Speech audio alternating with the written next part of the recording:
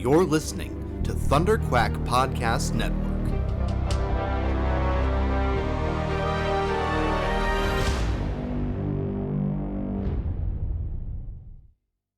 Here's the thing. Nobody's fucking listening anyways. Mm-hmm. You know what I mean? You know what I mean? Like, what am I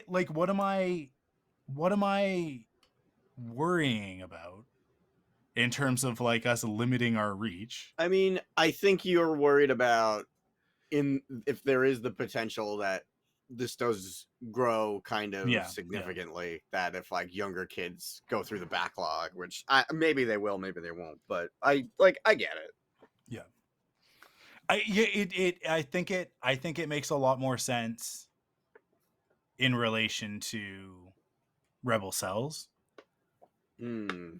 But I think with what Forced Perspectives has become and what you and I have sort of like, we never even really decided it. It just was organic, right? But like what this podcast has turned into, with it being specifically you and I talking about Star Wars, it's like, it almost feels disingenuous at this point to not talk the way that you and I would talk about it. Yeah. Right. So with that in mind, I think this will be the first episode. Okay. We're recording right now. I'm literally gonna put all of this right at the beginning, like even like before the music, and then everybody will know. Forced Perspectives just got explicit. You guys. Spicier. Yeah, because I want to talk about this episode the way that I want to talk about this episode, and that's going to require me to use expletives. Yeah, I don't know. You cool with that? I'd have no problem not censoring myself. Yeah. Let's just for one episode at least. Let's just take the chain off. We're on a new recording platform. We're in a new era. Let's call it. Okay, let's do it. Okay. What podcast is this? Forced Perspectives. Cool.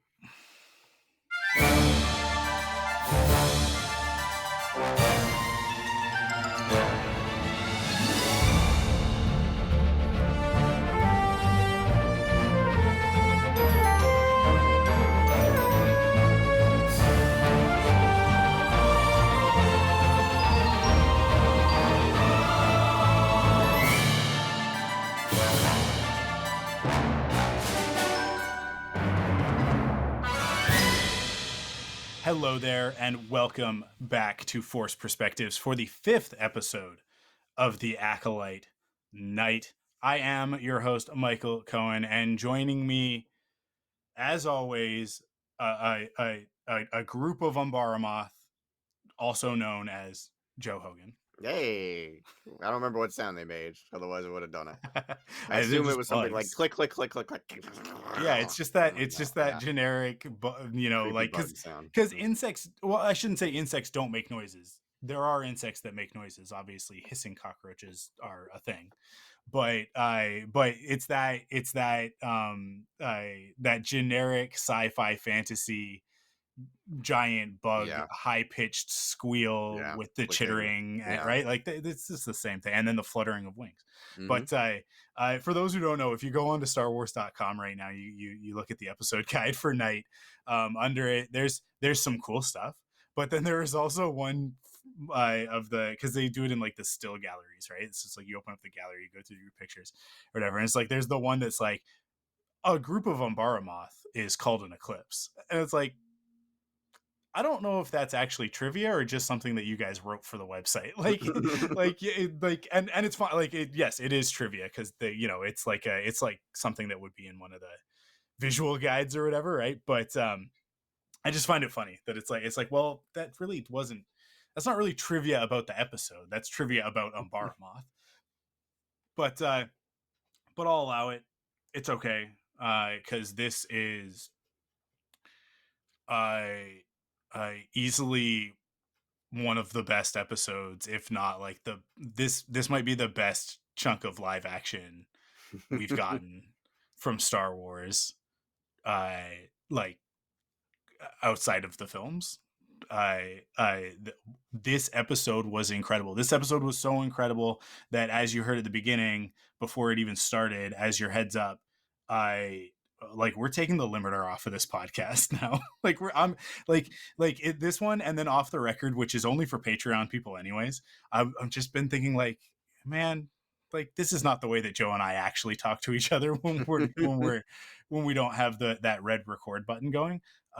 So yeah, like, I just want to say right off the bat, this episode was fucking incredible. You said incredible. Yeah, I said incredible. I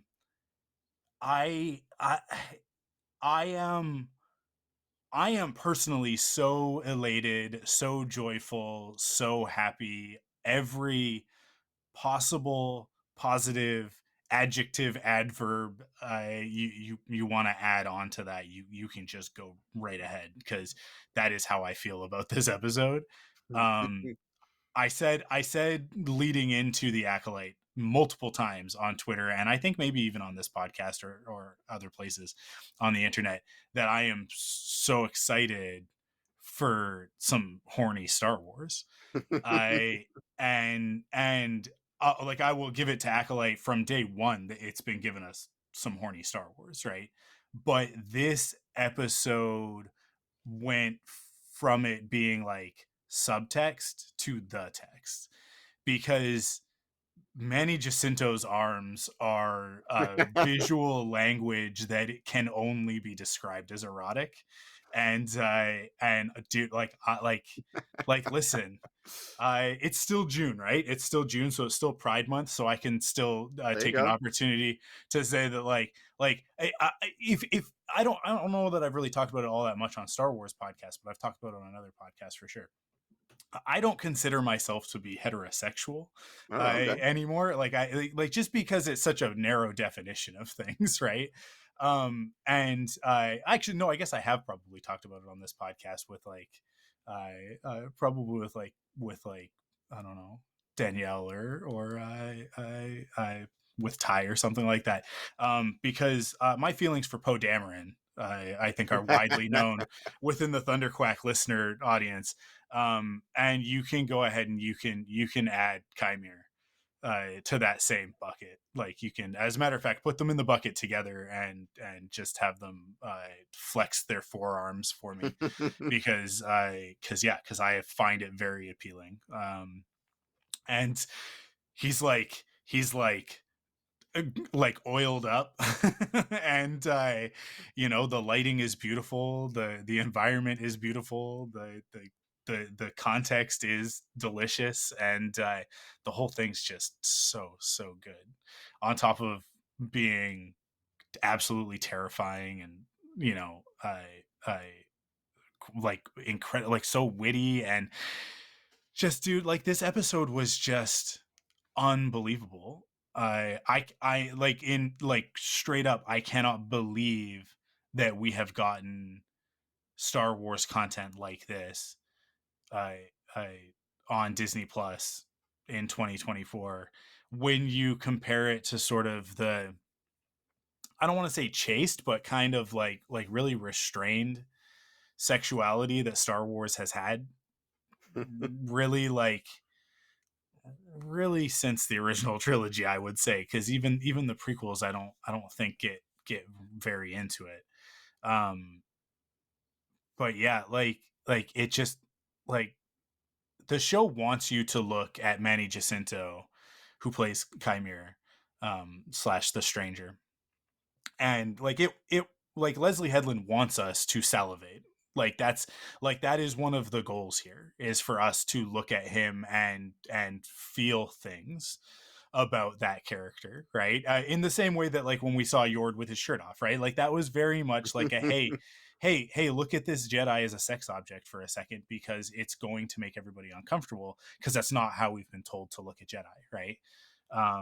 So I mean, Aayla Secura is a little Sure. Yeah, you're correct. But I certainly not male Jedi, right? Sure. Yes. So yeah, there is definitely, like, that subtextual component, but then there's also, like, it's it's also like, it's right on the surface, it's right in the text that this character is, I mean, inferring from the things that he says in this episode that this character would also be a very like sexually free character is not even remotely wild to do, right? Like he is like, his whole deal is freedom and doing whatever you want and breaking the rules, or not even so much breaking the rules, but just disregarding rules as a rule, right? Like very anarchic thought pattern sort of thing. So yeah, like I love that this is a component of it, that this is something that I think has really, really been missing from Star Wars for the last, couple of decades, honestly. And Chimera, I think, is a character that kind of pushes it to an extreme in this episode, in terms of like being presented as like an object, right? And it's not to say that that's exclusively how he was presented, obviously, but that like for that to be a component, for it to be like, hey, you guys can absolutely thirst after this quote Sith, which we'll talk about, but while all of this other stuff is going on, right? And that was something like, I think Rian Johnson also put that into The Last Jedi, right? Where he was like, hey, like sexuality is a part of this, and we've kind of been pretending like it's not.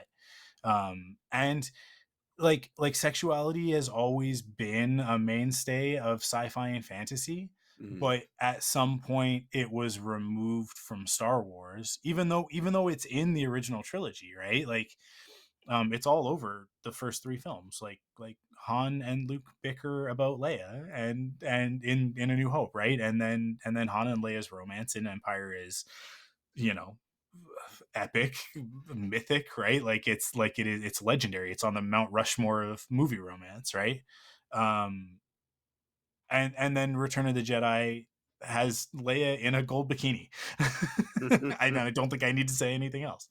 So for it to have been sort of, I guess the prequels do also have it quite a bit.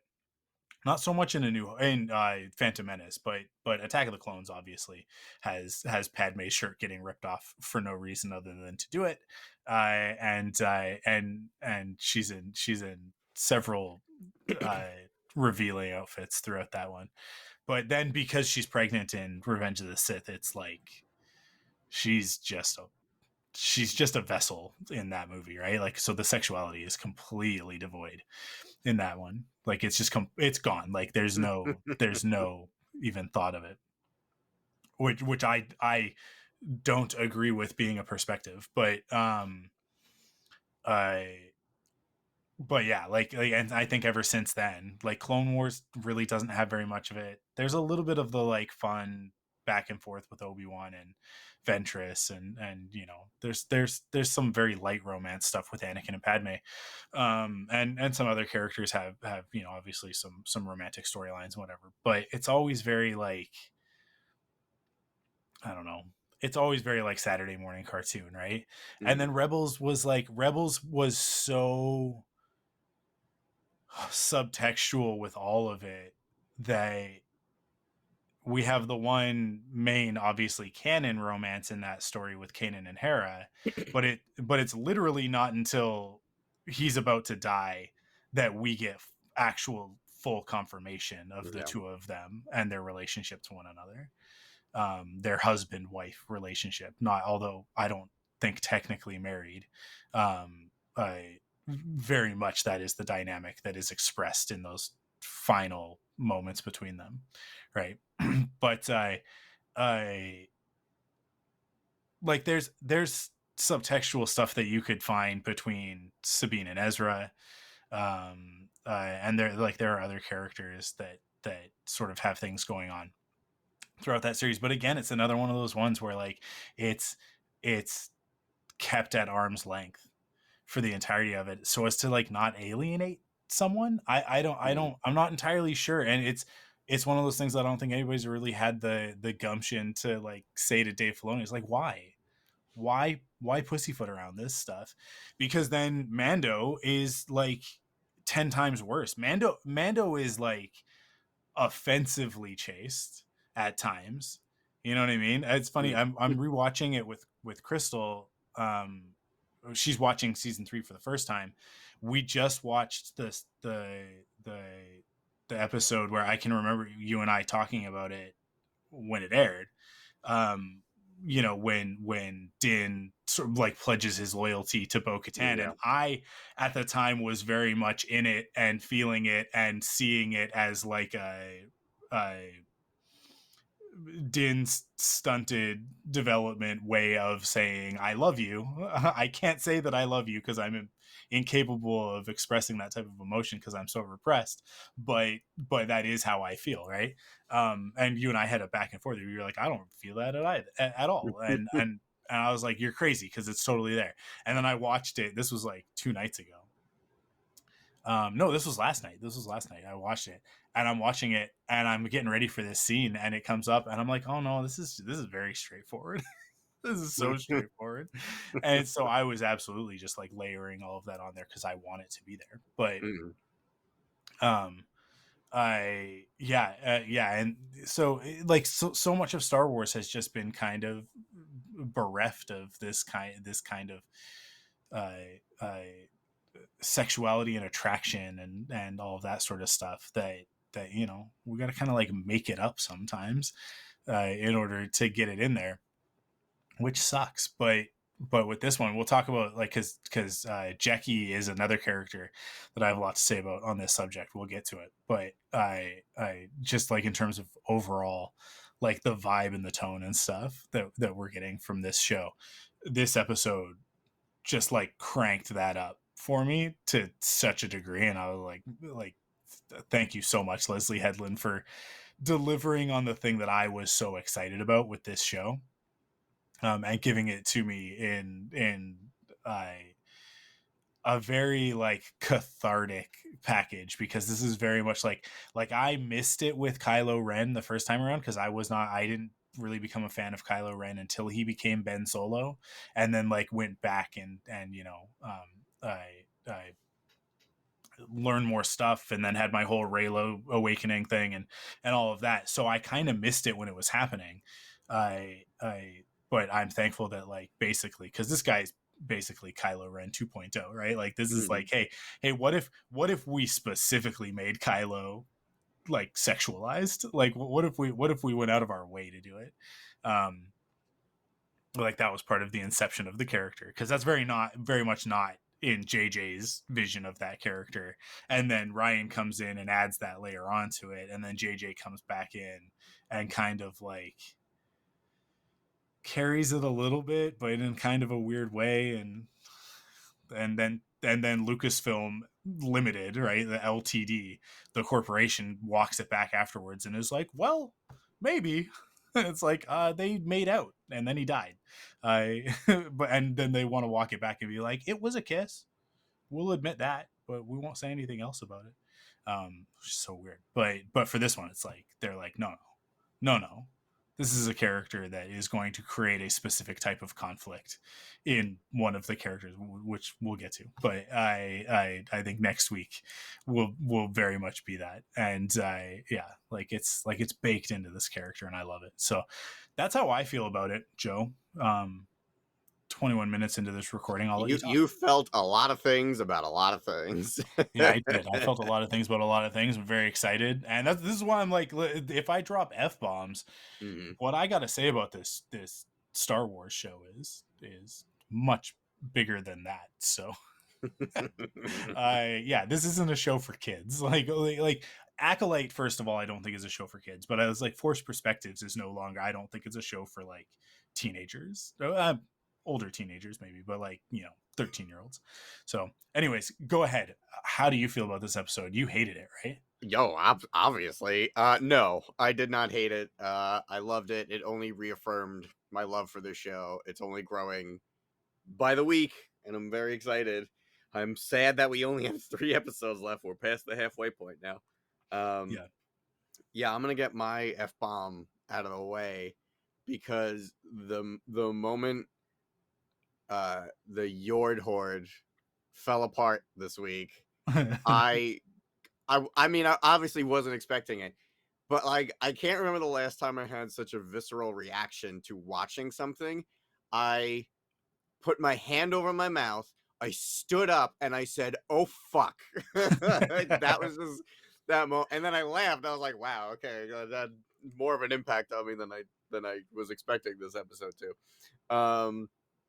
It just really took me by surprise, and man, I'm bummed in the best ways, right? Like I'm Yeah. so bummed that Jackie's gone. I'm so bummed that Yord is gone. Like they were quickly becoming my Mhm. favorite, like some of my favorite characters. I'm pretty sure in the first time we spoke about the show at all, like I mentioned, like really loving Yord.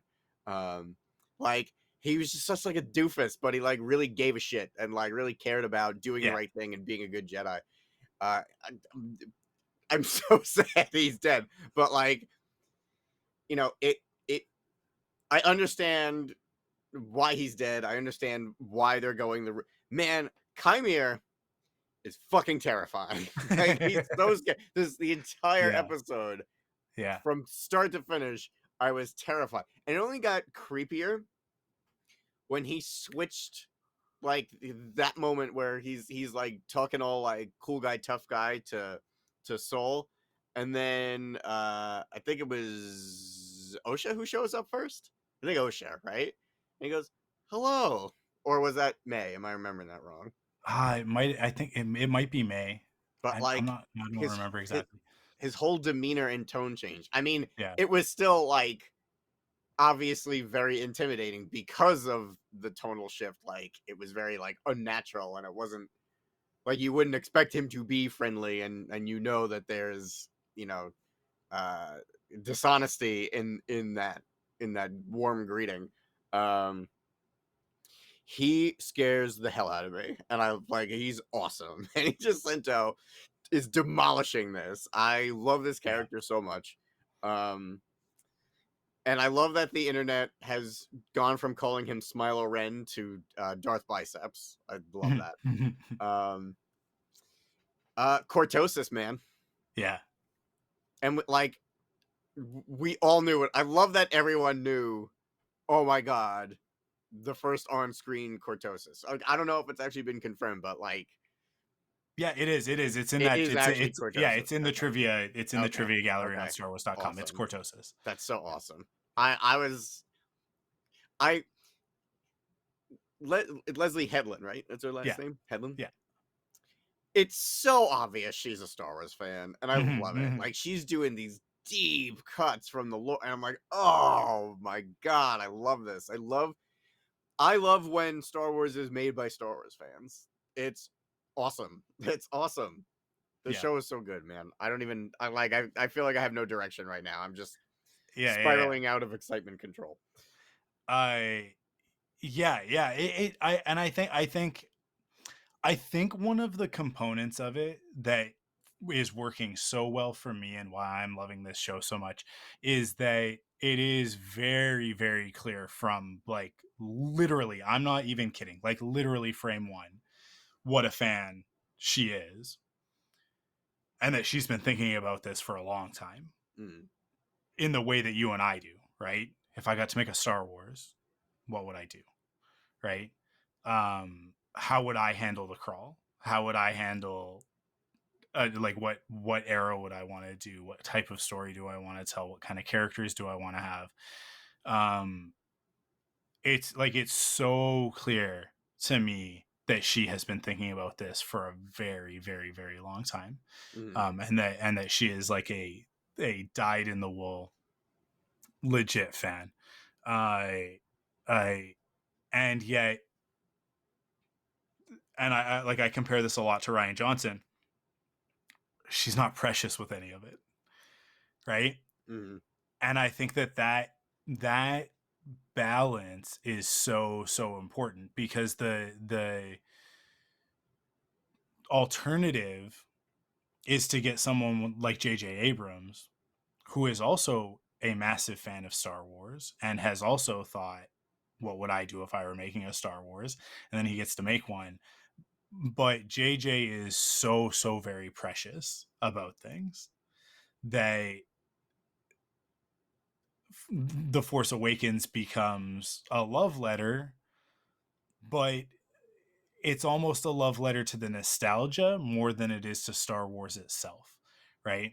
Whereas I find that like The Last Jedi and Acolyte and the stuff that really, really works for me, I would also put Star Wars Rebels in this, because I think that when Dave made Rebels, he was in a different place than he is now making Mandalorian and Ahsoka.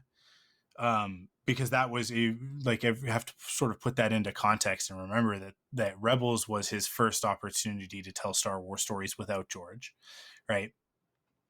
And so it was his first opportunity to go do what he wanted to do in Star Wars. And I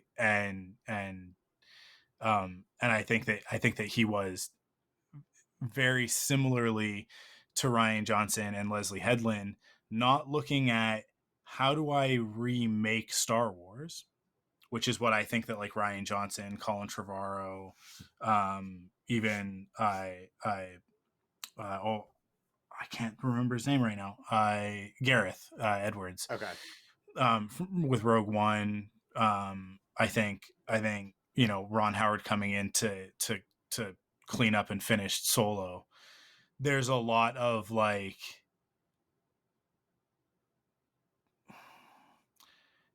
I don't think homage is even the word that I want to use at this point, because it gets away from that, right? It's because homage is I think the proper way to actually, I guess not, I don't know, it's I'm arguing the semantics of homage versus pastiche in my own head, but the idea that like one is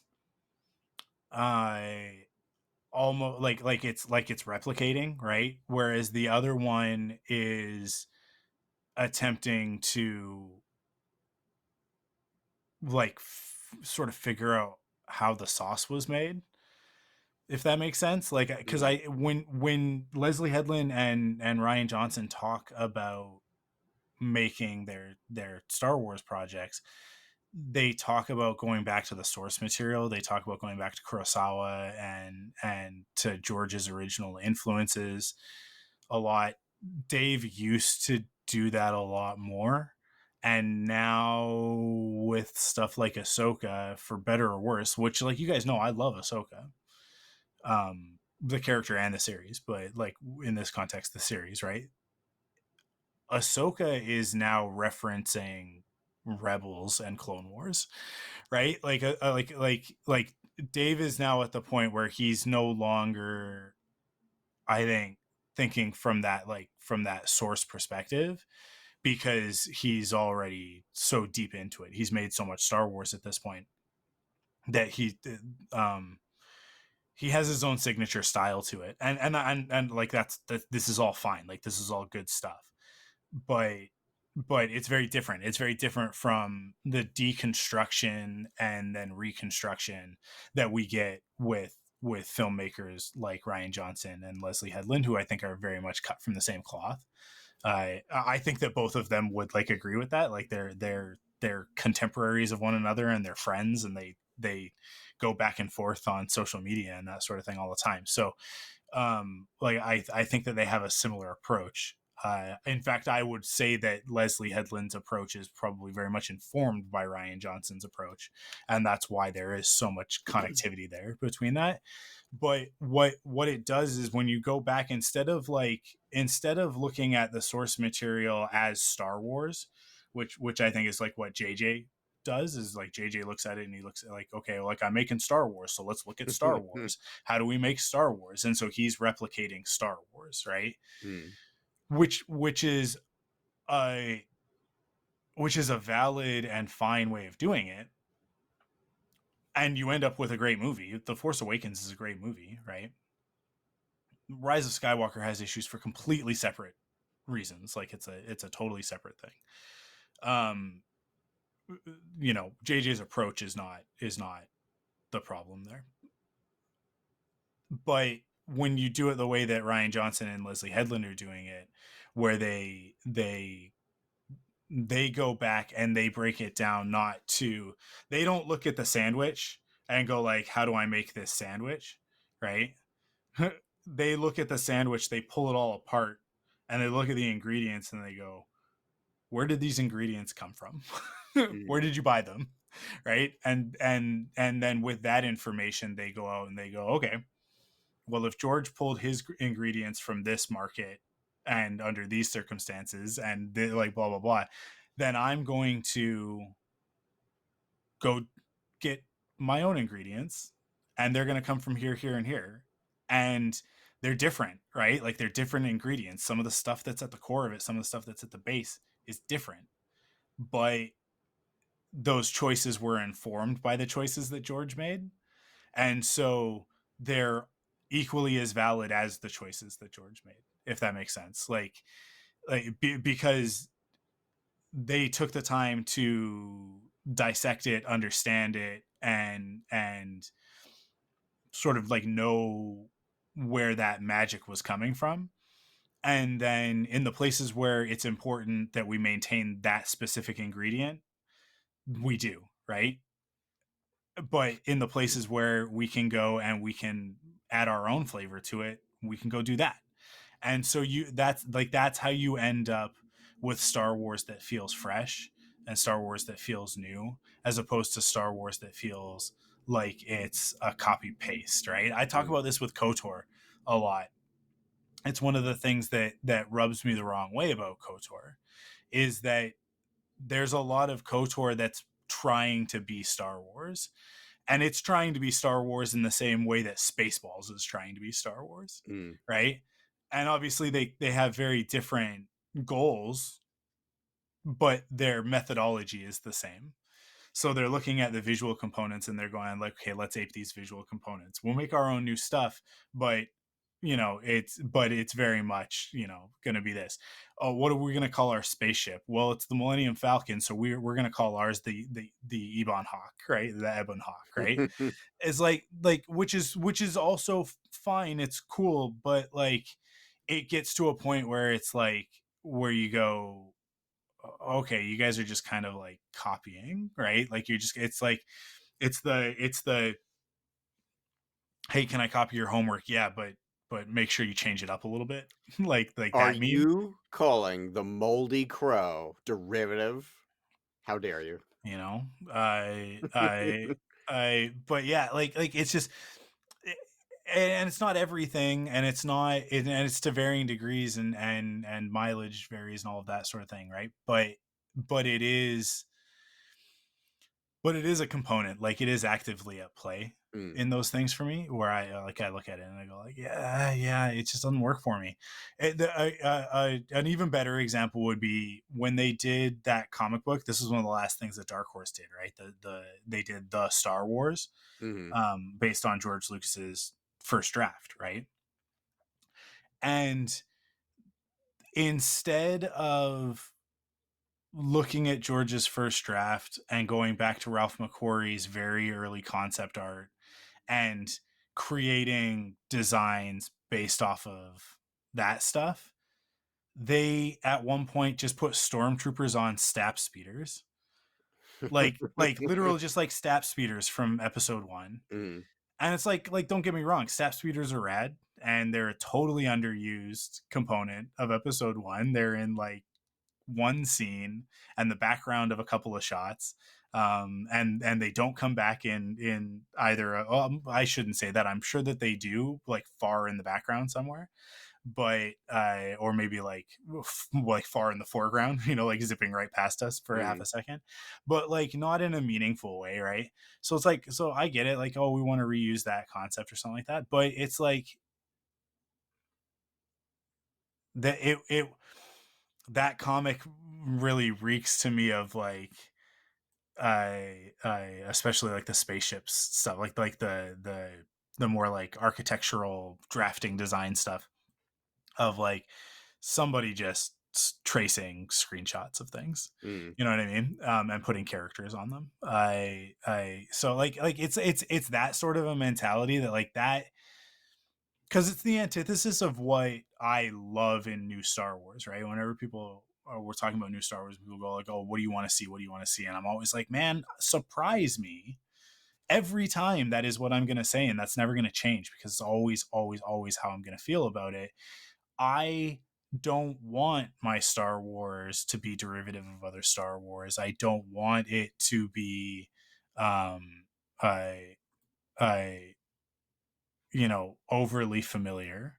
I want my Star Wars to go into new directions, to do exciting stuff, and to like weird me out. Like that's like because if you don't do that, you don't get Purgles, which are one of my favorite things in Star Wars now. And it's been so long since Purgles that were introduced that Purgles are no longer a new thing, right? Like they're a thing they're now a thing that can be referenced from an old thing and a new thing, right?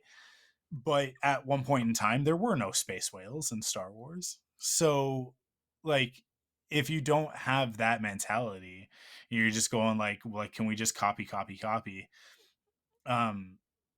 Yeah, like it never grows, right? And so like that's where like the sequel trilogy really falls flat for me. Is in like, listen, the T-65 X-Wing is one of the coolest designs ever created by human beings. Not just for movies, just full stop. The T-65 X-Wing is about as cool as design gets. You see that thing on screen the very first time, and you're like, I love it, right? I don't know. I'd be hard pressed to find somebody who doesn't like an X-Wing. And then in The Force Awakens, they're like, well, how could we make it quote unquote cooler, right? And so what you end up with is an X-Wing that's like a cooler X-Wing, but it's not cooler than an X-Wing. The T-70 is not better than the T-65. It's not a better design. Like it communicates a few things about the galaxy, but it communicates a lot more about J.J. Abrams than it does about anything in Star Wars. You know what I mean? Like, because it's just I want to play with these X-Wings, right? And it's like, hey, I get it, man. Me too. But what an opportunity to create something completely new in the way that George did when he made the the prequels, and we got the Naboo Starfighter, which is another incredible, perfect design, right?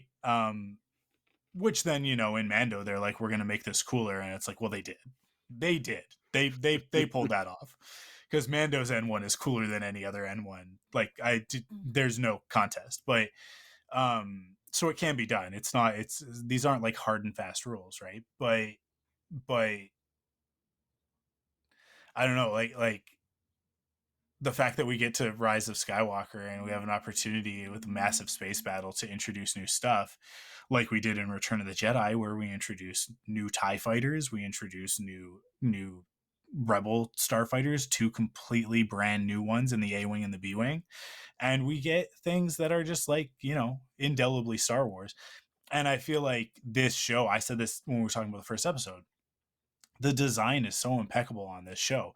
That's coming from that mentality of like we are creating new stuff, we are creating new Star Wars, and that to me is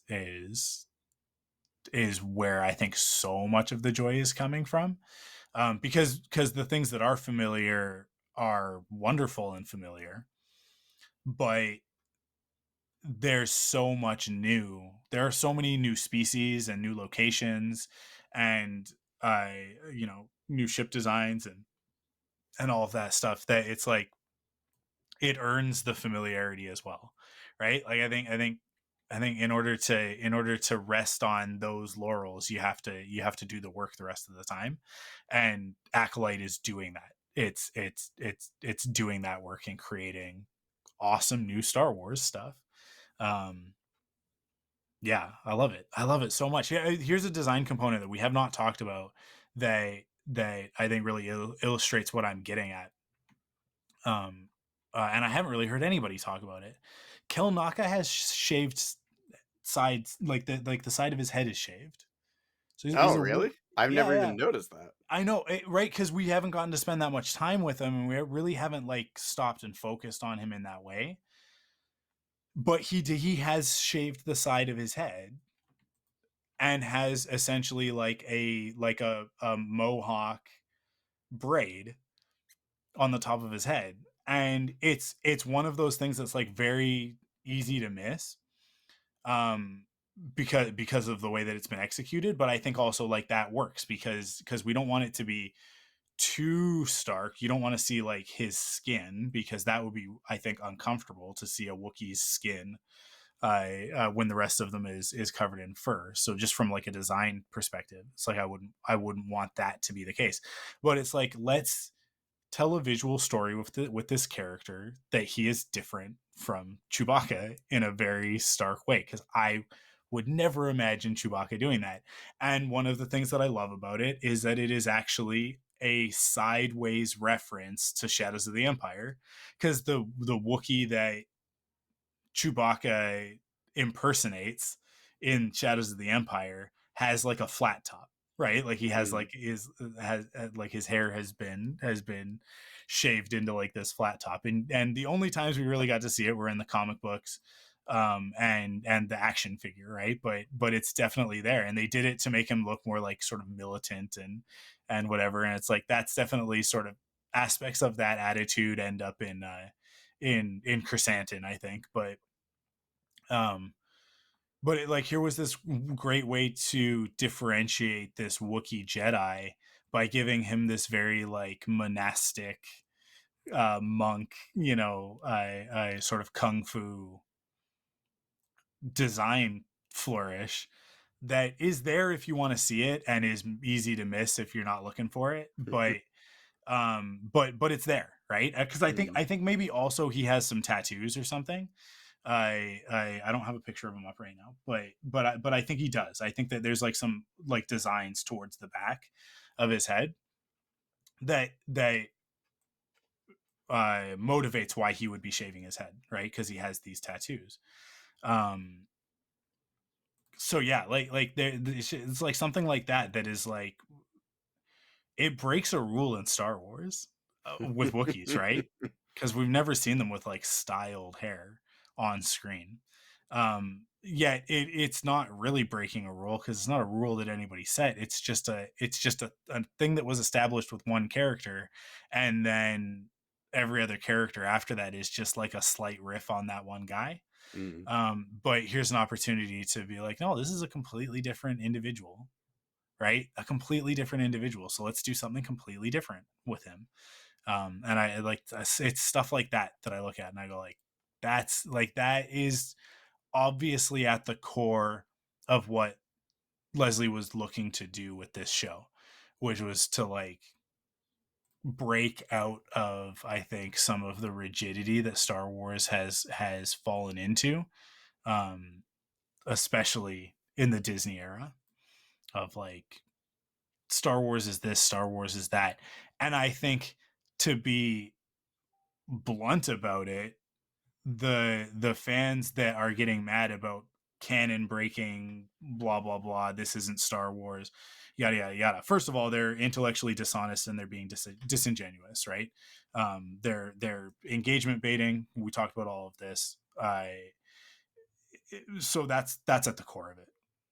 So anything that they say is a moot point to me, because it's not coming from a real place to begin with. But they're also missing the point of the types of stories that George was trying to tell, and the way that George liked to tell stories. Because if you watch any of that behind the scenes stuff for the prequels, if you watch any of the behind the scenes stuff for the Clone Wars, you will see other people approaching Star Wars with that attitude of like, but we can't do that. You established in this. And then George going like, I'm telling you right now that it's different. Like, and I'm also telling you right now that it's not important. Like what you're holding on to was not part of the message. It wasn't part of the story. It's not something that breaks Star Wars if we change it here and now, right? And so yeah, like I that attitude to me is more George than it is anti-George. The attitude that like none of it is precious. It's all up for grabs. The whole thing is open to reinterpretation, recontextualization. And the whole purpose of creating a galaxy far, far away is the opportunity to allow your imagination to fill in the gaps you need it to in order to tell the story you want to tell.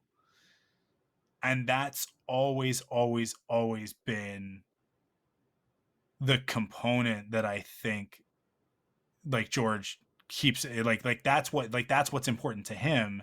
And I think it's what a lot of people miss when they hear him talking about Star Wars is it's like that the story is the reason why we're doing any of this, right? Like it's why we have shown up. So like if it's not in service of the story, then what's the point? And if there's no point, like if it doesn't serve the story and there's no point to it, then there's nothing precious about it. Like we're telling a story over here, and in order to tell this story, I need to create a new species that does X. Okay. In order to tell the story, Yoda has to be able to do backflips. Okay. Sure. Yoda can do backflips now, right? The story is flexible and malleable and adaptable to itself, right? Like I don't know. And when you're telling a story across, generations with multiple creatives and the type of storytelling that Star Wars does, obviously there's a certain amount of respect that you have to pay to the stories that come before you. But that's different from being precious about it. It's it's the difference between respecting the text and treating the text as sacred, right? And so to me, it's like I look at everything that we got in this episode, everything that we've gotten in this series, and then the places where we have altered the canon. Oh man, like such a loaded concept to begin with. The places where we have done that in service of not just this show's narrative, but the overall narrative of Star Wars. Because honestly, everything that we've gotten so far has been to get us to this point, to this episode. And this episode is now instantly foundational Star Wars. Chimere is now a pillar of dark side Force user storytelling. And like that can't be undone, right? So like whatever else we needed to do to get here, to get to this character in this moment and the story that's about to unfold with him and Osha and with Soul and May on the other side of it, it's all worth it. It's all worth it.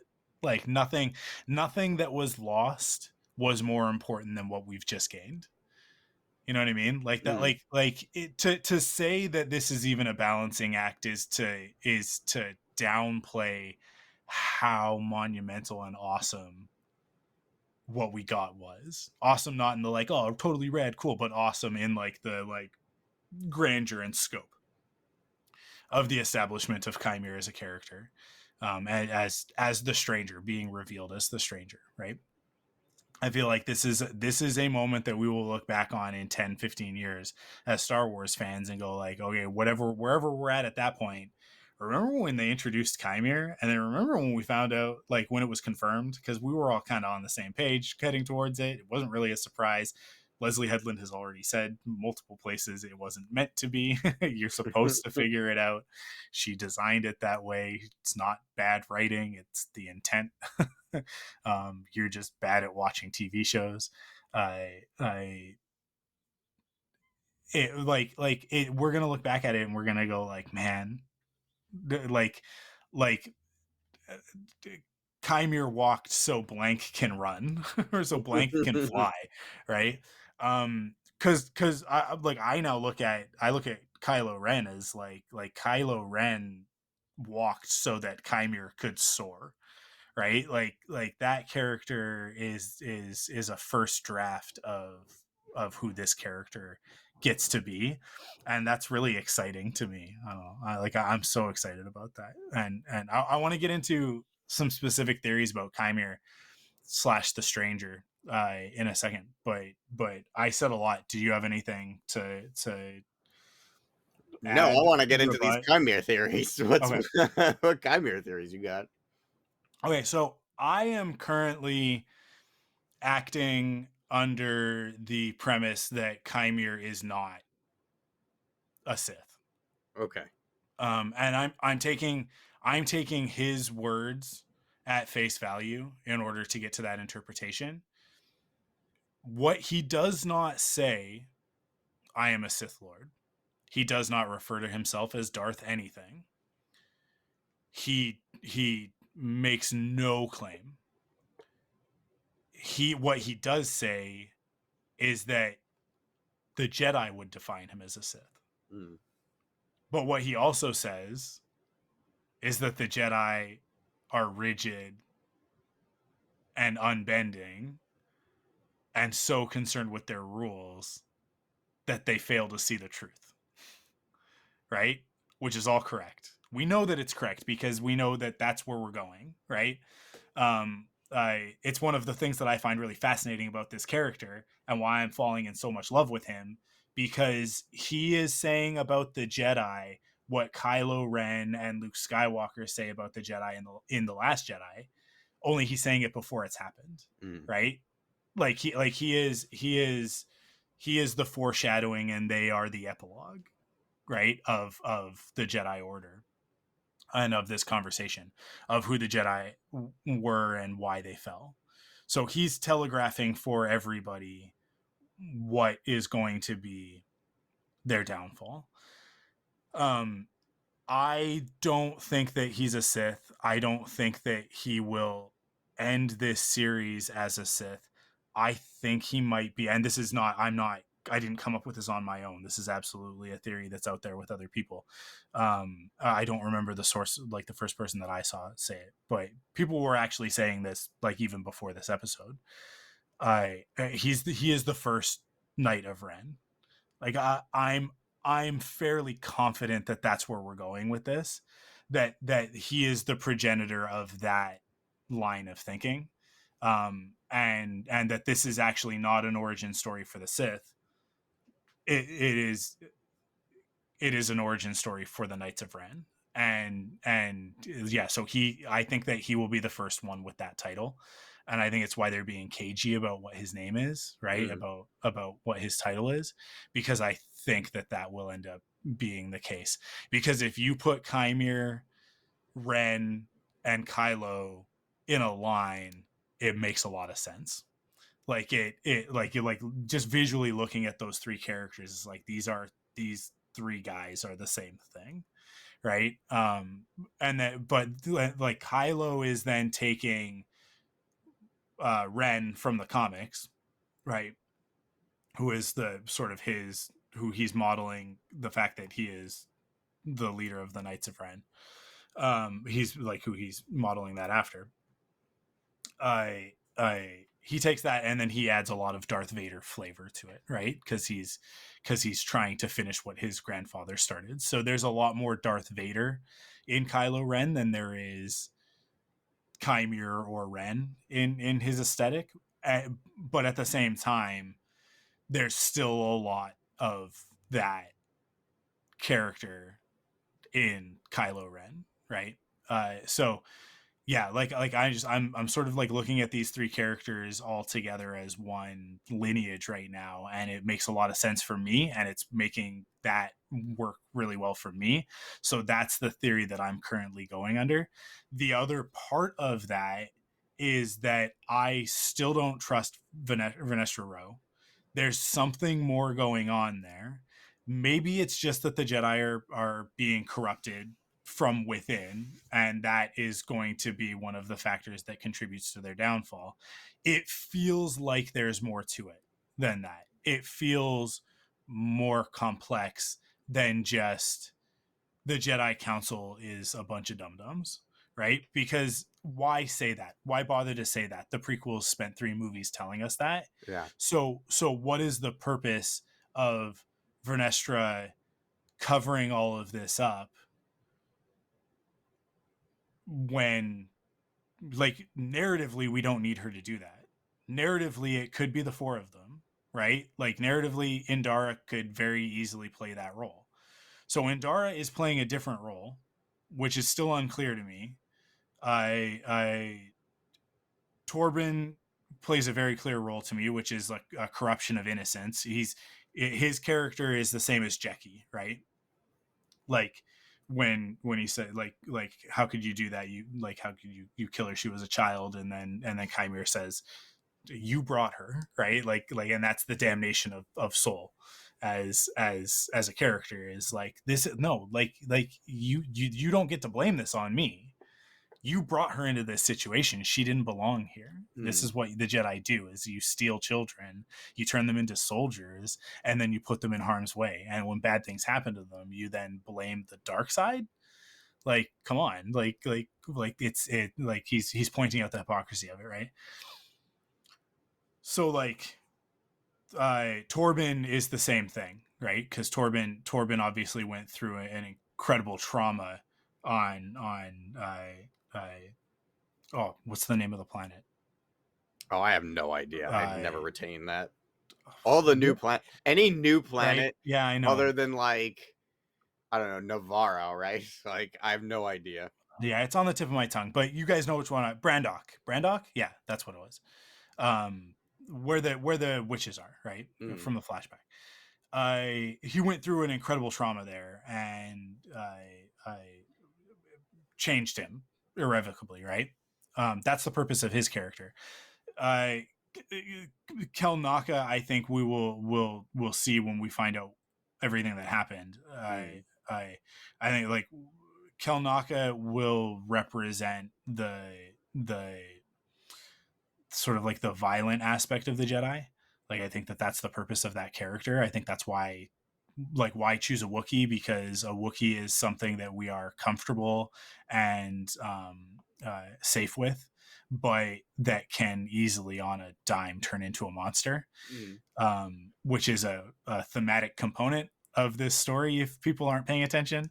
There's the vampire, werewolf, Jekyll and Hyde motif is very strong throughout this show, and it's not just Chimera that I'm talking about. It's going on with multiple characters. So I think that's where that's ultimately what we'll get to see with Kel Naka. And then Soul is meant to be our surrogate, because we see all of this as wrong. We see everything that's happening as wrong, and we're seeing it sort of through his lens at the moment. So like that. So I, like I said, like, I don't know what Indara's role is necessarily, but Indara and Vernestra could very easily do the same thing. Why split that character into two characters if not for different purposes, right? And so much of this story is intentional that I can't imagine that Leslie Headland was just like, I want to have two characters fulfill the same purpose. That just doesn't math with the rest of the stuff that we've talked about with this show. So for me, I still have that very large question mark around Vernestra. Why is she the only High Republic character that we're familiar with that's being brought forward into this? What's the benefit of doing that? It's that we have a pre-established relationship with her, which means that we are not going to expect her to be a Sith Lord. So when that turn comes, it'll be a surprise, I think, for a lot of the audience. You know, it'll be a lot of our listeners going like, oh man, Mike was right. If I do turn out to be right, obviously. But I'm still working under the assumption that I am, because why would I work under the assumption that I'm wrong? That's a silly thing to do. I think that there's some wiggle room in there for Yord to be the Sith connected to that in some way. It's him. He's the Sith Master. I don't think that he's the Sith Master. I think that there's a potential that he knew more than he was letting on, because there were several things that he did in those first 2 episodes that felt a little bit suspicious, right? So I have not ruled out that he is connected in some way to it. I think that would be a much more interesting reveal, is that Vernestra is the Sith Lord that is like connected to the lineage of like Darth Bane and Plagueis and Palpatine, right? Like that follows along that. Then for it to just simply be Chimere at this point. Yeah. And so I think like there is potentiality in there that Yord is connected to that in some way. So that's like that, as obviously as we get new information, my theories evolve and adapt, right? But that's sort of like, that's still what I'm seeing as the end game for this season. But I think, I mean, like when I say that Yord is connected, that's like a 15% on that one. Like I think it's a very, very outside chance, but I don't discount that there is some connection there, because his reaction to Chimere was interesting, right? It was very big. He had a very big reaction. Whereas like Jackie, Osha, and Soul, they had reactions as well. Jackie's was very brief, but she did have a reaction. There was an opportunity for us to see how she felt about it. Yeah, theirs were much more like the deceit was that Chimere is the stranger. Mm-hmm. But then for Yord, it's more that he seems less surprised that it's Chimere and more disappointed in himself that he didn't sense it, which to me reads very differently from the way that our Jedi characters are reacting to this situation, which is that they are very much in the dark as to what this character is. But Yord's reaction is very much like, it's not because I don't even think it's like, oh, you're the master, right? Like you're May's master. It's more of like the question mark, like he's like, it's not even a question. I don't think it's like a statement of like, you like I should have been able to deal with this sooner, right? Like there's something else going on there. There's more subtext in Yord's reaction than there is in the other characters' reactions to the reveal. So to me, it's like that it might just be something else going on inside that character. But it might also be Charlie Barnett putting in a little extra juice because he knows something about Yord that we don't. You know what I mean? So right now, that's where I'm at. The other part of this is that I think what we're expecting from where the episode ends is that May and Osha have switched positions, and so one's going to come back to the light and one is going to fall to the dark. I actually don't think that's going to be the case. I think actually by the end of the season that both will reach equilibrium, and then come back together. And like, we've only got 3 episodes left. That's a lot of time also, right? Like it, like that, like in terms of like how efficient they've been with the storytelling on this show, I think that like there's also still a lot of storytelling potential in there. But I also think this is one season of many. Like I don't think that this is the only season. So. I hope so. I really want more of the show. It's awesome. But yeah, like I think so. If I should have said this right at the beginning of the episode. Go listen to What the Force. Go listen to Missy and Marie Claire talk about the Acolyte and break this stuff down, because they are doing such a phenomenal job on that and getting into the symbolism and like the mythic motifs and the fairy tale stuff.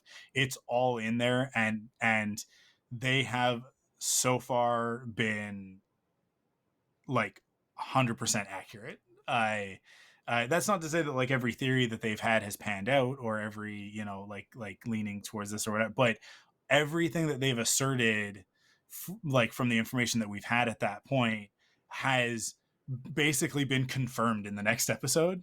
Like things that are subtext in one episode will then be like confirmed by the show itself in the next episode, in a way that very much indicates that Leslie Headland is on the same page as they are in terms of like these symbols and sort of storytelling tropes and mythic motifs and that sort of thing. So like they are the experts. Missy and Marie Claire are the experts, and so if you want even more of sort of like, you know, the very bare stuff that I can give on this, please go listen to What the Force, because it is such a phenomenal podcast. But it's like I think it is a great companion to the conversations that you and I have. But what they've been talking a lot about, the eclipse imagery and it being really core to May and Osha as characters and their journeys. And so we've, on that podcast, there's been a lot of conversation about that, like that eclipse, like the moon eclipsing the sun sort of thing. And that what that means mythically, and how people interpret those types of stories and what those stories tend to be about. But there's a component of an eclipse and of moon phases that they haven't really brought up. I haven't finished this week's episode yet, so maybe it does get brought up by the end of it. But where we're at in the story now, the thing is that like an eclipse, sometimes we talk about it when we talk about it in terms of like finality, right? Like as a thing that will like end something or begin something, which are both very final terms. But an eclipse is a transition point, right? Like it's an axis. So there's a before the eclipse, there's also an after the eclipse. And the thing about an eclipse specifically is that the two objects, their positions invert as they pass through the eclipse, right? So the eclipse is them coming together, and it's the alignment moment. But after the alignment, the position starts to invert, and so, but it's an eclipse, so eventually it'll come back around and it'll happen again, right? Like it'll like it's sort of, it's a cycle that's going to keep like continue perpetuating. But where we're at right now, it like that's why we have our characters on like the opposite sides of it. Why May is with Soul and Osha is now with Chimere, because their positions have inverted. It doesn't necessarily mean that those two characters have to become each other in that way, but it's just one was previously in the dark and then has passed into the light, and the other one was in the light and is passing into the dark. What they're going to do under those circumstances, I think, are going to be very different things, right? The way that May was living in the darkness is going to be very different than what Osha chooses to do, because they're different characters. But this is the biggest part of it.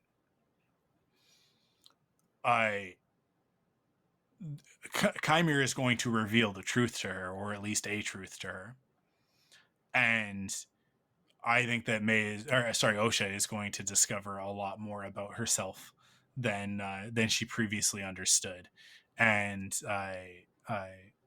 yeah, some folks are positing that maybe, you know, she's responsible for what happened on Brandok, and not May.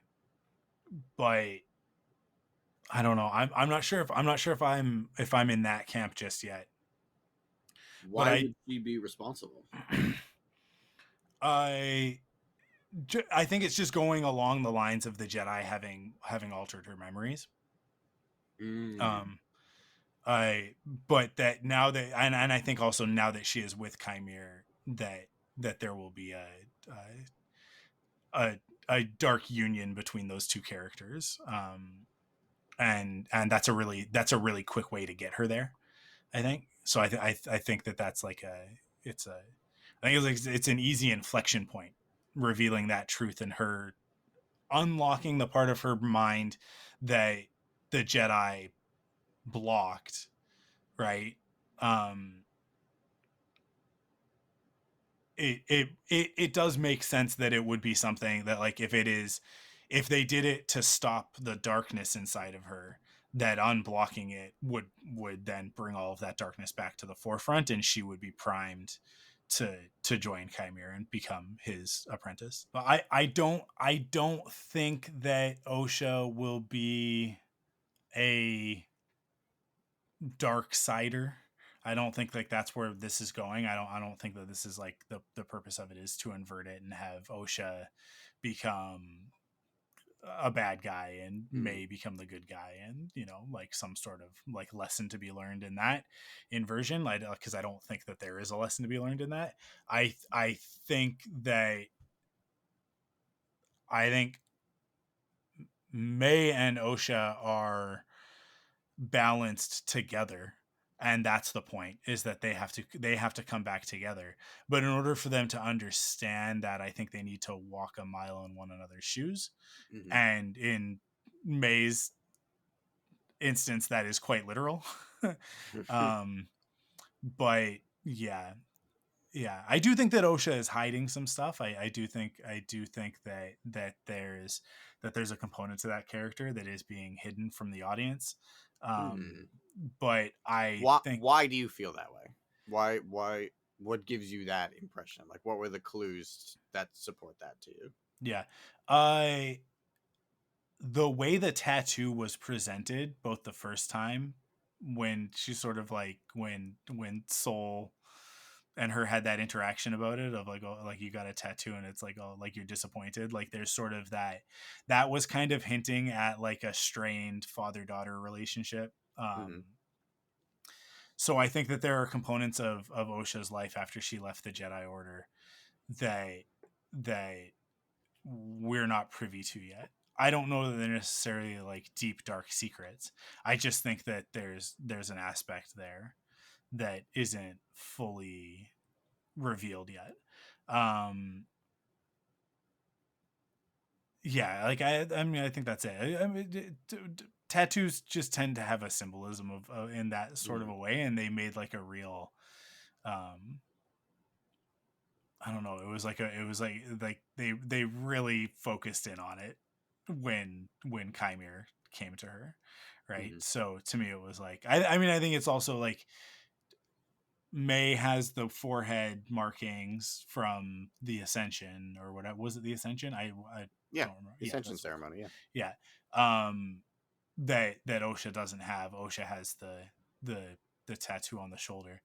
That tattoo on her shoulder is also in the same place that Rey's scar is in The Last Jedi. So I don't know if you know this, because you're not a Reylo, so I don't know if you know the visual stuff with Rey. So in the battle with the Praetorians, Rey gets a scar on her arm, on her upper arm, on her right side. That the shape of the scar is like, it's like two Lego hands, kind of like almost interlocking. Okay. And it represents, it was from one of the Praetorians' weapons, right? Like, it was just like she got like sliced on the arm or whatever. But the design that results in this scar looks like her hand and Kylo Ren's hand touching through the Force. It represents the dyad, right? And in Rise of Skywalker, she's covered it with one of her leather wrappings, right? Like with one of her leather bands. So she never wore a leather band on her shoulder, on her on her upper arm before that. It's there to cover that mark. And it's there to like symbolically, that's her denying her connection to Ben Solo, right? Because she's like kind of trying to run from it early in the movie. It's a symbol that has no like in terms of the way that it's treated in Rise of Skywalker, it has no real meaning because they don't address it. It doesn't become uncovered at some point when the two of them reconnect, right? Like they don't follow through on it, but it's a half symbol that they put into it. But Osha's tattoo is in the same place, and Osha's tattoo is like visually, if you look at it, it's reflected, right? It's a symmetrical tattoo. There are two objects facing each other. I think that she said earlier, like when they introduced it, it's something to do with the Mechanic Guild or something like that, right? Like it's, I don't know, it was something to do with like her compatriots or whatever, right? Like in that part of that life. But just visually, it's kind of two things facing each other and like towards each other inward. So it also has a dyad meaning, and it's very much it's two pieces that make a whole as an icon, right? It's two pieces that make a whole, which is a dyad, which is twins. It's the two of them. It's her and May. So yeah, like that tattoo has deeper meaning and is going to come to be important. But can I be a dum-dum? Yeah. I really just think it's for when Soul figures out that it's not Osha. I think so where's too. Your tattoo? Like I just feel like that's all that's going to be. Yeah, I think so too. Like I think absolutely it is simply a Chekhov's gun, but nothing in this show has just been like used as like a singular purpose. It's all there, you know, like where they can fit the meaning and stuff in. It's like the symbol on Anastaea's forehead that is on May's forehead, right? It's like, well, they could use anything, and they used a swirly yin yang, right? Like that's what they did. It's a balance, like it, and it is also once again it is two pieces that create a whole, right? Like it, like that symbolism is there in May's marking as well. So yeah, like because it could have been anything, right? They could have done anything. It could just be a number 4. I don't know, like you could make that symbol anything, but what they made it was very specifically a symmetrical image of two opposite facing objects, right? So there's meaning in that. Like it's not deep. It just represents the fact that they're twins, and it just represents the fact that they are two pieces of the same whole, but they have different perspectives, right? Like that's what an image like that looks like. So yeah, it's like it's not any deeper than that, but it's absolutely an opportunity for that to have additional meaning. So that's how I see it. But yeah, I don't know. So I think that Osha has more to her backstory that she hasn't revealed to Soul, that she will reveal to Chimere. The two of them will find some connection. Like that's that's very clear to me. It was really, really subtle, but you saw that he healed her, right? Yes, and I was floored by that, actually. Yeah, and like, oh, did okay. you bad notice? Guys can do that. Did you notice what happened musically when he did it? No, I think I was just focused on what was happening. I didn't really pay attention to that. It plays Kylo Ren's theme. Of course it does. So, like, there's, there is something going on. How does Kylo Ren's theme go? It's the dun dun dun dun that. Oh, okay. Right, like, and it the thing about Kylo's motif is that it's so simple. It's so simple. The fact that I can replicate it with very little musical talent, you can stick it anywhere in Star Wars, and they do it. They've done it quite a bit. They've actually used it a lot, but it's like, because it's like the counterpoint to Rey's, right? Because his goes down and hers rises, right? So his falls and hers rises. Until Rise of Skywalker, when he shows up as Ben Solo, and then when the two of them unite, it does the opposite. Like, they play Kylo's theme, but instead of it being in minor, I think it's in major, and it's like basically John Williams plays it. This is the most tragic thing and the most unjust thing about everything in Rise of Skywalker, is that soundtrack does not contain the heroic form of the Kylo Ren theme. It doesn't have the Ben Solo theme. It's not included on the soundtrack, even though it's in the movie. So it's one of those things where, like, I've been saying, like, as much as I don't like that movie, I really wish that they would release like the uncut sort of, like, like they did for Solo. Like, Solo, you can get the version of the soundtrack that's not like the tracks for the soundtrack, right? Because they re-record them for the album release. They've done that.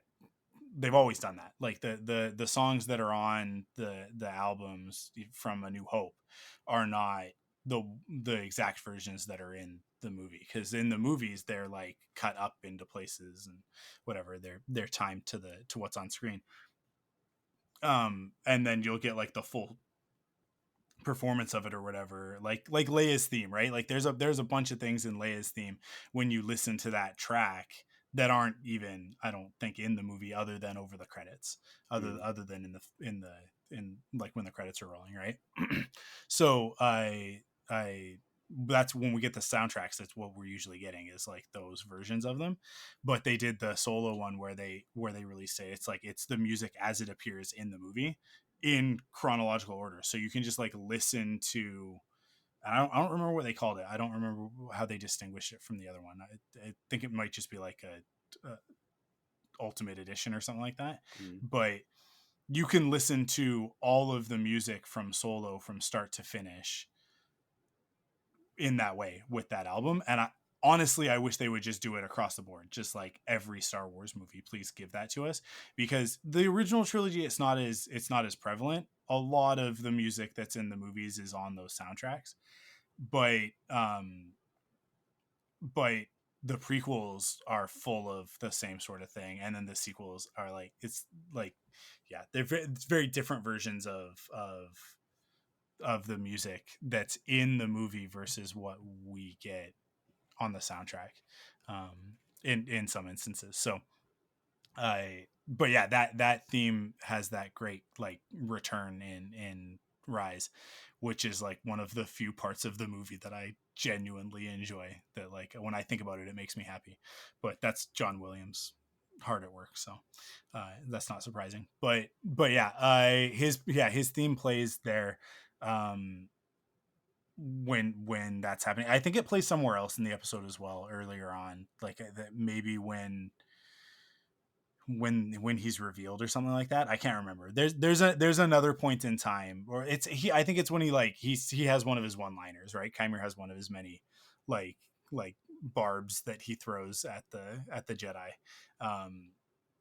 And at one point he says something, and Kylo's theme plays really quickly as well. But yeah, it's absolutely like it is unmistakable when you watch that scene again, that like it's there. So that's intentional. That's there on purpose. Like that was like and then Kylo's theme plays when he does the thing that Kylo and Rey do. I just like, it's very pointed, but yeah. Do you have any theories or positions on? I mean, nothing that's changed. It's like, because for a while I kind of felt like Kymir was gonna be the stranger. Mm-hmm. Did we just start calling him that? Like, did they just start? Because like I feel like everybody's been calling him the Sith, and then all of a sudden this week everyone's like the stranger, and I'm like, yeah, okay, I guess is that his like official Star Wars name for now? Yeah. Until his actual name is revealed. I mean, maybe his actual name just is Kymir. Yeah, I mean that whole is he a Sith, is he not a Sith thing, I feel like it could go either way. Because like, I don't know, man, how many, if he wasn't a Sith, how many dark Jedi can just show up and body an entire RPG party of Jedi? Like, yeah, I don't know, man. I feel like I don't know. I don't know. I know he's saying, "Oh, you guys call me Sith. I'm not saying I'm a Sith. You guys call me that." But like, I don't know, man. I still think he's Sith. If Vernestra is the actual Sith Lord, it's very easy for this to disappear. Yeah. Right? Like, that's the thing. And we know from the trailers, because we've seen her use her lightsaber whip in the trailers, it's on this planet. So dawn is breaking, her scenes are in daylight. She's in the next episode. She's in the next episode. She will have shown up. Why is she there? Like, it just, that is such suspicious behavior. I feel like she's not alone though. Like, it's not like she just went by herself. I feel like there's like other Jedi with her, if I'm remembering correctly. But I don't think so. I think in the shots that we've gotten, it's just her. I need to check. So the Star Wars Leaks subreddit every week does, here are all the shots that are remaining that we haven't seen yet. Yeah. One of those videos. And I feel like last time I watched it, I think last week, I remember other Jedi being behind her in one shot, not the shot with her lightsaber. There's another shot of her standing, and I feel like other Jedi are like over, like behind her. But now you have me second guessing that. I've got it up as well. I'm playing it. So yeah, I'm looking to. You found it on the subreddit? Because I can't find it. Yeah. I found it on the subreddit. So how many days ago was it? Oh, is this an old one? This might be old. Oh, this is 2 days ago. So this is 5 to 8. So okay, so we're not there. But I mean, like, it'll still include. Yeah, it'll still have most of the things that are remaining. Yeah. Let me see if I can skip to where Vernestra is in this episode. I'm not seeing it. 5 days or 2 days? Okay, 2 days. Mine says 1 day ago. Remaining footage stills. Okay. I've got one that's 2 days ago. It's episodes 5 to 8. Oh, I have to lower this volume. Okay. Yeah, episode 5.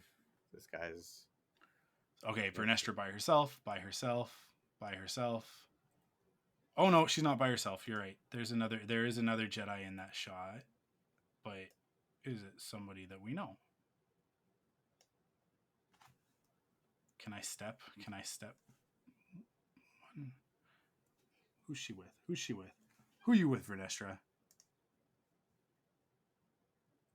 They have a hood up.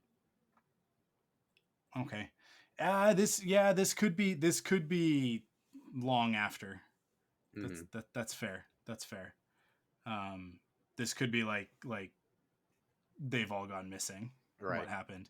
Okay, their hood's down. It's a human male, white skin, short brown hair.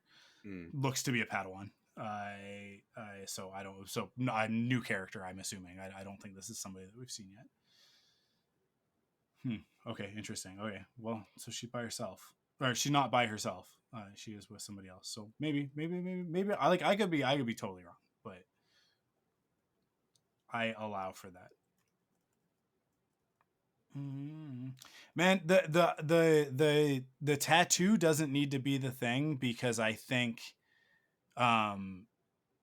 Basil and I think he's plenty, but and Pip are enough to like right. But Pip's missing his head right now, isn't he? No, like, Basil found has it. Pip, but like Basil right has now he's not going to be much help.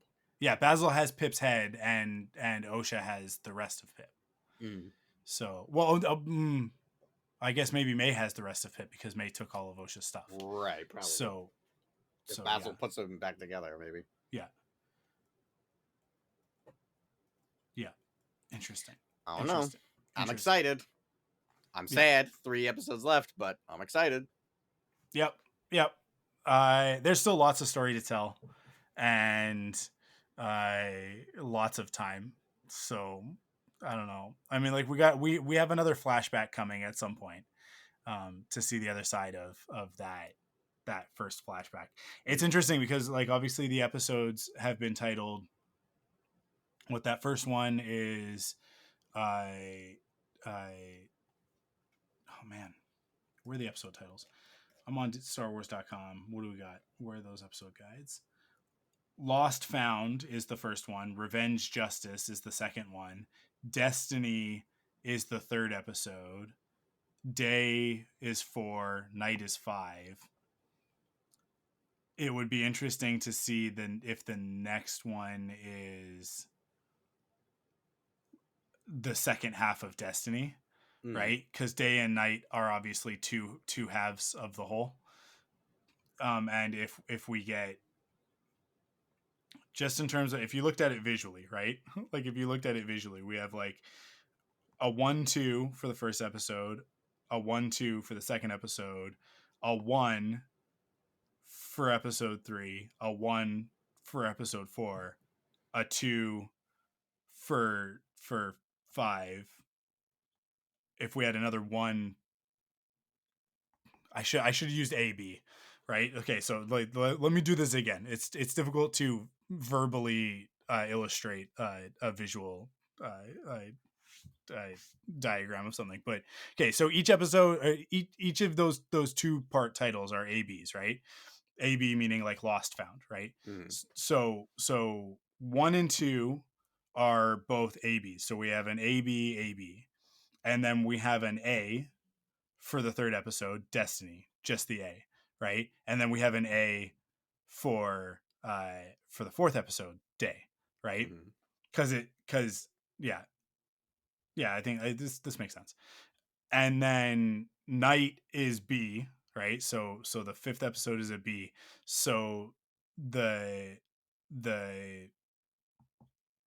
sixth episode being the B to the third episode's A would make sense, because then the last 2 episodes of the season could both be AB titles, and then it would be symmetrical, like an eclipse. it actually, like, when you look at it that way, it actually does kind of look like an eclipse, right? Like, it looks, or like moon phases, right? Like, if you thought of it that way,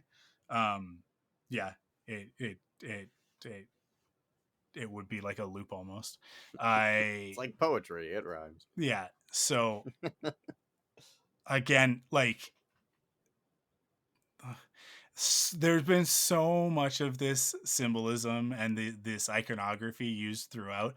I would not be surprised if the episode titles were also a hint at things, right? And structure. So I won't be surprised if we start the next episode and it's entirely a flashback, in the same way that Destiny was entirely a flashback.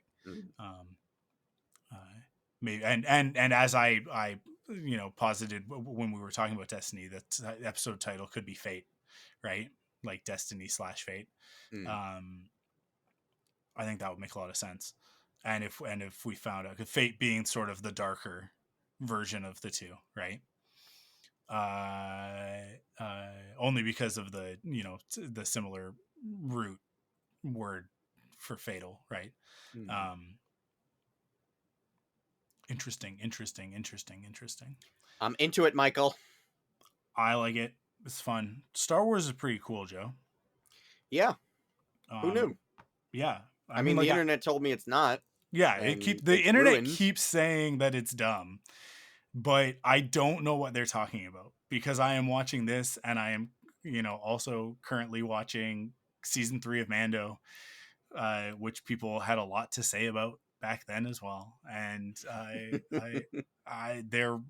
those people are wrong on both counts, because like I was watching that episode of Mando, and they're like in a pirate ship sailing across a desert, like, and then they get attacked by a giant ankylosaurus turtle dragon that's the size of a mountain. That's rad. And then a bunch of Mandalorians fight a bunch of Imperial super commandos, right? Like the Mandalorian styled Imperials, right? Like that, and then that happens. Like, I don't know what people want. I don't know what people are looking for from Star Wars, Joseph. I don't know what they're looking for. Really, like, from anybody who's complaining, because I think that we're getting a lot of very good, very cool Star Wars. I think that's generalizing. Never mind. Okay. I think a lot of people are unhappy in general, and they like outside of Star Wars, yeah, and they're looking to Star Wars to kind of make them feel how they used to feel at a better, happier time. Yeah. I don't know that that's the majority of people, but I can think of very specific people who I know in my life who are reacting that way overly aggressively to Star Wars. And I can draw parallels to things that are going on in their lives and the way that it is shaping their behavior in general.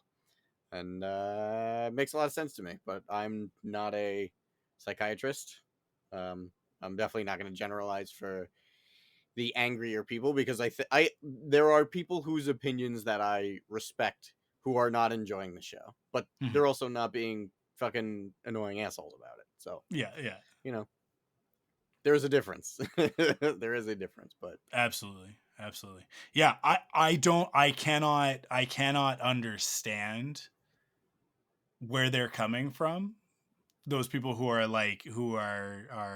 legitimately and politely not enjoying this. But that's fine. It's fine if you don't like it. I just think it's wild. I think it's wild. Yeah. Or if you didn't like Mando or Ahsoka or Bad Batch, right? Like, granted, I had major issues with this season of Bad Batch, but I mean, like, I still enjoyed it overall. It didn't fulfill the things that I wanted it to narratively, right? But which is a different thing than whether or not I had fun watching the show. I had a good time watching the show. I'm just disappointed with where we ended. But I can't understand. I can't understand it. Like, I don't know what people want from Star Wars if they can't find something within the last 5 years that they love about it. You know what I mean? Because, like, it's been such a breadth of it. Like, there's so much Star Wars, and it's been all over the map in a good way, right? Because one show can be wildly different from the next. And there are some people who are just mad about all of it, and I don't get that. I don't know. I see a lot of similarities between Andor and this upcoming Lego show. They look pretty identical to me. Yeah, exactly the same, right? Awesome. Well, on that note, I think we did it. I think we forced our perspective all over this episode of The Acolyte. We sure did. Man, I can't wait for the next episode. It's such a long wait, Tuesday to Tuesday. Yeah. And then it's going to be done, and then we're going to be like, but what now? I wish they would do this with every Star Wars show. Like for me on the East Coast, 9 p.m. is so nice, because like I know there are nights where I'm up at 3 a.m. anyway because I'm working, but like I will force myself to stay awake until 3 a.m. because it's so like it's so nice to just put it on, and like I can watch it with Tina right away, and because she usually goes to bed by 10, so like it's this 9 p.m. thing is so good for me. I wish they would do this with everything. I hope it continues. I hope it continues with this and like all of their major releases, right? Like I hope that they have learned the lesson, but it's honestly like just move it all back towards the way that it doesn't have to be exactly what it was when it was cable, but can we please just go back to the things about cable TV that worked? Like appointment television? Can we please, like, honestly, just like, it's like they dropped the whole season of The Bear and it kills me because now I gotta burn through the 3rd season of The Bear. I don't want to do that. I don't want to burn through it. I want to watch it every week. But if I don't, I'm gonna get horribly spoiled by the internet. So I so appreciate the week to week releases, and I appreciate the timing of these ones so that we can as a community enjoy them together. At least in North America. sorry people in the UK or Japan, but or wherever else in the world that's not continental North America, United States, Canada. But I am happy about it. It works for me. Mm-hmm. It works really well for me. Cool. That's it for this episode, guys. I hope that everybody enjoyed it. I hope that you guys don't mind us being filthy potty mouthed sailors. But I don't know. It makes sense. It just made more sense this week to just let it go. But we'll be back next week with another episode for what did we just watch? Was that just the 5th episode? Yeah. Yes, so that was episode 5. Yeah, so we'll be back next week for the 6th episode of the Acolyte, most likely titled Fate. But we'll see. I thank you guys for listening, and we will see you then. Follow Force Perspectives on Twitter, Instagram, and Facebook at ForcePOV. And join us on Discord at ThunderQuack.com/Discord. Support the show by visiting us at Patreon.com/ThunderQuack to get early access to episodes, leave a rating and review on your favorite podcast service, or buy merch at store.ThunderQuack.com. Force Perspectives is a part of the ThunderQuack Podcast Network.